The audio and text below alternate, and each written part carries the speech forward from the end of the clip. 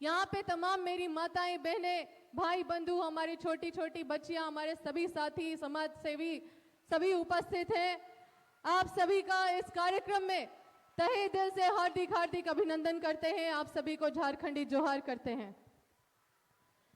साथियों, ये कार्यक्रम आपकी कार्यक्रम है, आपके लाभ और आपके अधिकार की कार्यक्रम है। साथियों, आज तक जब से झारखंड बना है 20 साल से ज्यादा हो चुका है साथियों, लेकिन कभी भी हमने नहीं कोई ऐसा योजना देखा जिसका लोग लाभ उठाते हुए दिखे।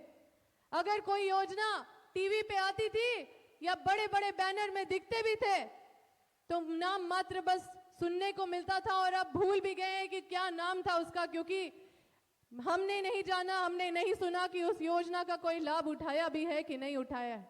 और किसी भी तरह का प्रयास पूर्व के सरकार में रह रहे बीजेपी और आजसू के गठबंधन में कभी भी इस तरह का प्रयास नहीं किया गया कि इस योजनाओं को धरातल पे उतारे या लोगों को लाभ पहुंचाने का काम करे। सिर्फ साथियों आप लोगों को ठगने का काम किया गया। आज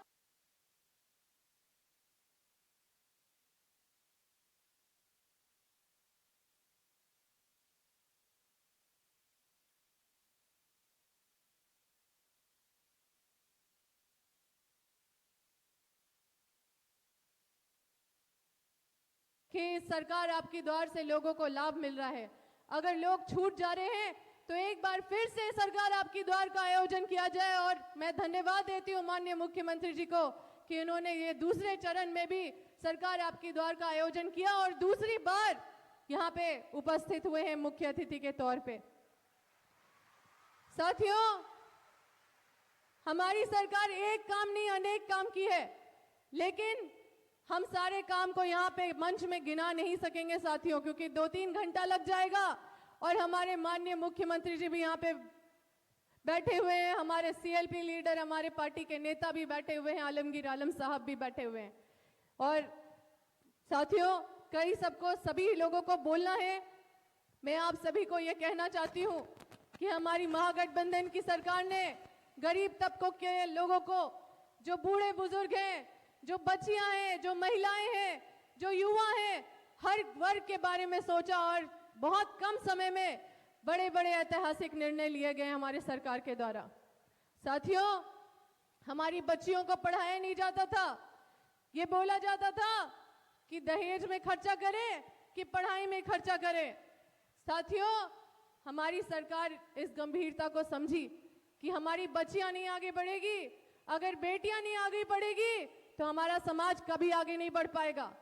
बीजेपी सरकार ने बहुत ऐसे घोषणाएं किए, बहुत से ऐसे स्लोगन बोले, बेटी बचाओ बेटी पढ़ाओ, लेकिन आपकी बेटी को क्या पढ़ाया और क्या बचाया इसका जवाब आपके पास भी नहीं है। हमारी सरकार ने बेटियों को आगे बढ़ाने के लिए और पढ़ाने के लिए और ये बताने के लिए कि बेटी बोझ नहीं होती है, बेटी समाज की एक गौरव होती है, इसलिए बेटी को पढ़ाना जरूरी समझा। और बेटी को पढ़ाने के लिए, हर बेटी के लिए ये सौगात हमारी महागठबंधन की सरकार ने दिया है। आप अगर 8वां क्लास में हैं, अगर बेटियां 8वां क्लास में हैं तो उसको 2500 रुपया दिया जा रहा है। अगर 9वां क्लास में है तो 2500 रुपया दिया जा रहा है। 10वां क्लास में है तो 5000 रुपया दिया जा रहा है। 11वां क्लास में है तो 5000 रुपया दिया जा रहा है। 12वां क्लास में है तो 5000 रुपया दिया जा रहा है। और बेटी अगर 18 साल पूरा कर लेती है तो उसको एक मुश्त 20,000 रुपया दिया जा रहा है। साथियों, बेटियों से हम पूछते हैं कि इस पैसे का क्या करोगी, तो बेटियां कहती है हम ट्यूशन करेंगे, हम कोचिंग करेंगे, हम किताब खरीदेंगे। कोई बेटियां ये भी बोलती है कि हम कपड़े भी खरीदेंगे। लेकिन बेटियों को पूरा मान सम्मान देने का काम, आगे बढ़ाने का काम हमारी सरकार को छोड़ के इस झारखंड में कोई सरकार नहीं की है, सिर्फ ठगने का काम किया है। साथियों, हमारा समाज को सुधारने का भी काम हमारी सरकार के तरफ से किया जा रहा है। हम अपनी सरकार के समक्ष ये बात रखें कि हमारे समाज में जब हम दौरे पे जाते हैं, हम क्षेत्र में जाते हैं, तो आधा कम से कम 20% लोग नशे में रहते हैं। कई लोग, हम लोग लौटते रहते हैं रात में, 2 बजे रात, 3 बजे रात भी लौटते हैं तो देखते हैं छोटे छोटे बच्चे नशे में रहते हैं, सिगरेट पीते हैं। और हमारी सरकार जानती है कि जो महिलाएं हड़िया दारू बेचती हैं कितनी मजबूरी में बेचती है। किसी को शौक नहीं है, उस मजबूरी को हमारी सरकार ने समझा है।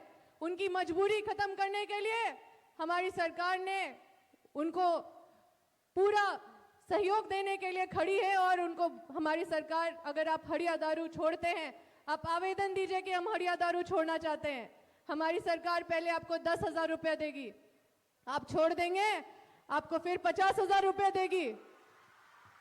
और साथियों, आप छोड़ देंगे उसके बाद फिर से मत पकड़ लीजिएगा, क्योंकि फिर हमारी सरकार समझ जाएगी कि आप छोड़ने वाले नहीं हैं। साथियों, हमारी सरकार युवाओं के बारे में सोचती है। युवाओं को अगर अपने पैर पे खड़ा होना है, अगर कुछ बिजनेस करना है तो आप बिजनेस कीजिए, हमारी सरकार आपके साथ खड़ी है। 50,000 रुपए में तो कोई गारंटर का भी जरूरत नहीं है, आपको 25 लाख तक हमारी सरकार देने के लिए तैयार है। पैसे से ही पैसा बनता है साथियों, और उस पे 40% सब्सिडी मिलेगा, आपको सब्सिडी भी देने का जरूरत नहीं पड़ेगा। इस तरह का ऐसे अनेकों काम हमारी सरकार ने किया है साथियों। हम जब चुनाव में घूमते थे तो बूढ़ी दादी बूढ़े दादा से वादा करते थे, जो हमारे विकलांग भाई बहन बंधु है, जो हमारी विधवा माताएं बहनें हैं, उनसे वादा किए थे कि आप जो आज ब्लॉक जाके घूम जा रहे हैं, आपको पेंशन नहीं मिल पा रहा है तो हमको विधायक बनने दीजिए, हमारी सरकार बनने दीजिए। हमारी महागठबंधन की सरकार जो हेमंत सोरेन के नेतृत्व में चल रही है, वही संवेदनशीलता दिखाएंगी, वही जड़ से पेंशन का समस्या हल कर पाएंगी। और साथियों, आज वो दिन हम लोग सौभाग्य से देख पा रहे हैं। हमारी महागठबंधन की सरकार का ये देन है, जो पहले देखने को मिलता था कि बूढ़ी दादी बूढ़े दादा लाठी लेके जाते थे और उनको बोला जाता था कि अभी तोड़ नंबर ना आए हो। बोला जाता था विकलांग भाई बहन बंधु को कि अभी आपका नंबर नहीं आया है। बोला जाता था हमारी बेचारी विधवा माताएं बहनों को कि आपका नंबर अभी नहीं आया है। लेकिन साथियों, आज सबका नंबर आ गया है।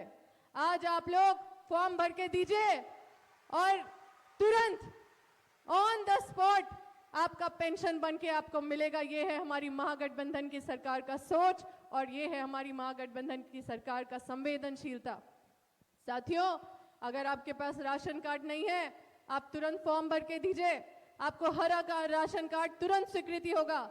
हमारी सरकार मनरेगा के तहत जो थोड़ा सा पैसा मिलता था, जो लोग मेहनत करके भी उनको लगता था कि नाम मात्र मिल रहा है, उस मनरेगा का पैसा भी हमारी महागठबंधन की सरकार उसको बढ़ाने का काम की है।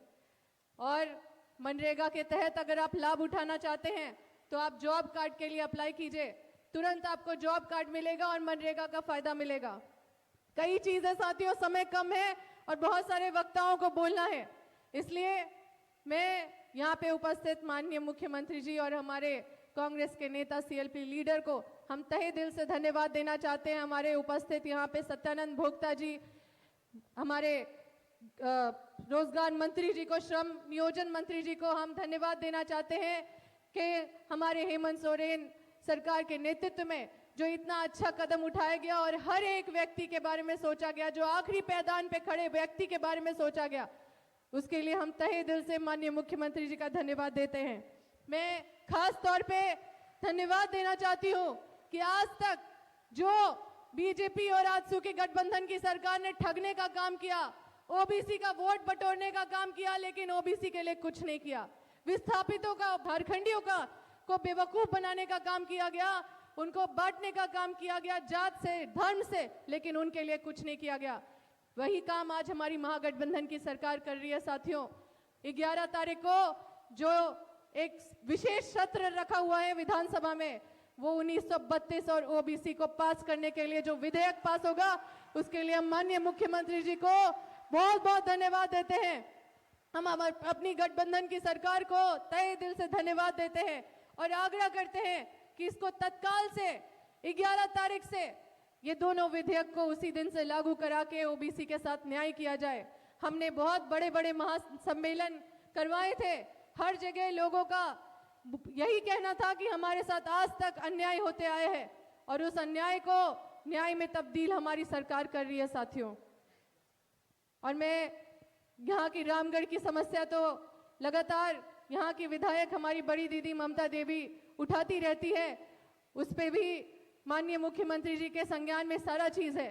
लेकिन इस मंच के माध्यम से मैं माननीय मुख्यमंत्री जी को कहना चाहती हूँ कि रामगढ़ में दिन ब दिन प्रदूषण फैलते जा रहा है।